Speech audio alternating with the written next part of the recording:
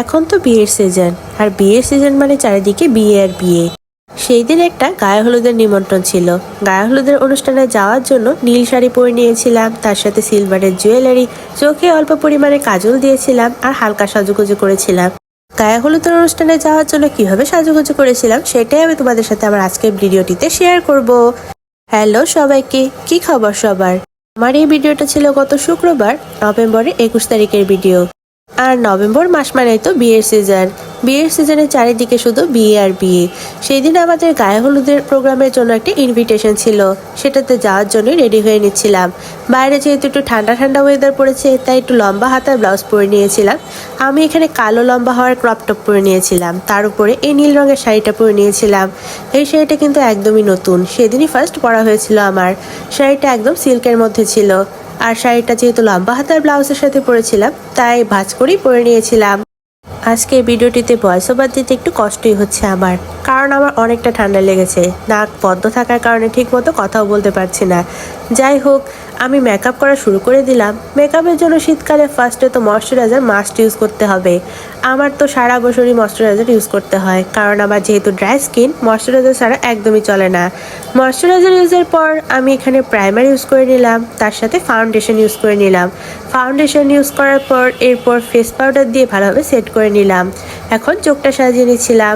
চোখটা সাজানোর জন্য আমি এখানে ম্যাট কালারের আইশ্যাডো ইউজ করেছিলাম। ও হ্যাঁ, সাথে আইব্রোটাও ঠিক করে নিয়েছিলাম। আমি যেহেতু সিম্পল মেকআপ করবো, তাই ম্যাট কালারের আইশ্যাডো ইউজ করে নিয়েছিলাম। চোখে একদম টানা টানা করে আইলাইনার ইউজ করেছিলাম, তার সাথে চোখে সেদিন কাজল ইউজ করেছিলাম।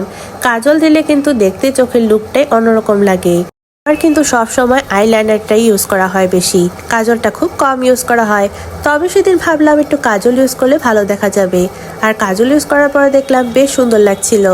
কাজল ইউজ করে নেওয়ার পর এরপর আইল্যাশের মধ্যে ভালোভাবে মাস্কারা লাগিয়ে নিলাম। আর ঠোঁটে এই কালারের লিপস্টিকটাই চুজ করে নিয়েছিলাম, এটা ছিল চকলেটি কালারের।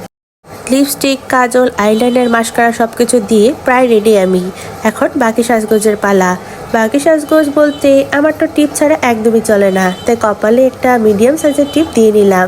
যারা সবসময় আমার ছবি ভিডিওগুলো দেখে থাকো তারা তো জানোই আমি সবসময় টিপ পরতে পছন্দ করি। আর কিছুদিন আগে আমি গলার জন্য এই সিলভার কালারের গয়নাটা কিনে নিয়ে এসেছিলাম। এই গয়নাটা আমার বেশ ভালো লেগেছিল, তাই ময়মনসিংহের লোকাল মার্কেট থেকে কিনে নিয়ে এসেছিলাম এটাই ভাবলাম সেদিন যেহেতু অনুষ্ঠানে যাচ্ছি, তাই এটাই পরে নেওয়া যাক। আর পরার পরে দেখলাম বেশ ভালোই মানাচ্ছিল শাড়িটার সাথে। এটার সাথে কানের দুলগুলো কিন্তু বেশ সুন্দর ছিল, তো কানের গুলো পরে নিলাম। আসলে গায়ে হলুদের সবাই তো হলুদ রঙের শাড়ি পরেই থাকে। আমি ভাবলাম কেননা আমার নীল রঙের শাড়িটাই পরে নিই। তার সাথে বাইরে যেহেতু শীত, তাই ক্রপ টপ হিসেবে ব্লাউজটাই পরে নিয়েছিলাম। সিলভারের গয়নাগুলোর সাথে আমি সিলভারের এই চুড়িগুলো কিনে নিয়ে এসেছিলাম, আর সেদিন ভাবলাম সিলভারের গয়নাটার সাথে এই চুড়িগুলোই পরে নেওয়া যাক। পরে নেওয়ার পর দেখলাম বেশ ভালোই লাগছিল। তার সাথে আমি হাতে কিন্তু নেল পলিশ দিয়ে নিয়েছিলাম, আর হাতে একটা ছোট্ট অ্যান্টিকের আংটি পরে নিয়েছিলাম। হেয়ার স্টাইল কিভাবে করবো আসলে বুঝতে পারছিলাম না। পরে চুলগুলো ছেড়ে নেওয়ার পর দেখলাম বেশ ভালোই লাগছিল, তাই চুলগুলো একটু হালকা করে সামনে দিয়ে ক্লিপ দিয়ে আটকে আঁচড়িয়ে নিয়ে এভাবেই রেখে দিয়েছিলাম। আমার যেহেতু লম্বা চুলগুলো ছাড়া রাখলেই বেশি ভালো লাগে। আর আমি যে স্টাইলে শাড়ি পরেছিলাম তার সাথে ক্রপ টপ সবকিছু মিলিয়ে লম্বা চুলের ছাড়াটাই বেশি ভালো লাগছিল সেদিন, তাই সেভাবেই রেখেছিলাম। সেদিনের সিম্পল গায়ে হলুদের সাজগোজ কিন্তু আমার একদম কমপ্লিট।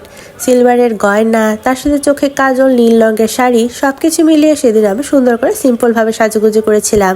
সেদিনের সাজগোজটা আমি একদম সিম্পল রেখেছিলাম, তা তো তোমরা বুঝতেই পেরেছো। গালে কোনো হাইলাইটার, ব্লাশ, তার সাথে চোখে শিমারি আইশ্যাডো কিছু ইউজ করিনি। সেদিন আইশ্যাডোটাও রেখেছিলাম ম্যাট আইশ্যাডো, আর চোখে কাজল ইউজ করার কারণে আমার আরো বেশি ভালো লাগছিল। বেশ কিছুদিন আগে আড়ং থেকে এই ব্যাগটা কিনে নিয়ে এসেছিলাম, আমার ভালো লেগেছিল তাই এটাই নিয়ে এসেছিলাম আমি। ব্যাগটাও একদম নতুনই ছিল আর ইউজ করাও হয়নি। আর সেদিন যেহেতু প্রোগ্রামে যাচ্ছিলাম, তাই ভাবলাম এটাই নিয়ে নেওয়া যাক। শাড়ির সাথেও কিন্তু এই ব্যাগটা ভালোই মানাচ্ছিল। আমার সেই দিনের গায়ে হলুদের সাজুগুজুটা তোমাদের কাছে কেমন লেগেছে অবশ্যই কমেন্ট করে জানাতে পারো, আর ভালো লাগলে কিন্তু অবশ্যই একটি লাইক করে দিবা সবাই। তোমাদের সাথে পরবর্তী ব্লগে গায়ে হলুদের প্রোগ্রামে কি করেছিলাম সেগুলোই শেয়ার করব। আজকে এই পর্যন্তই। Thanks for watching, by.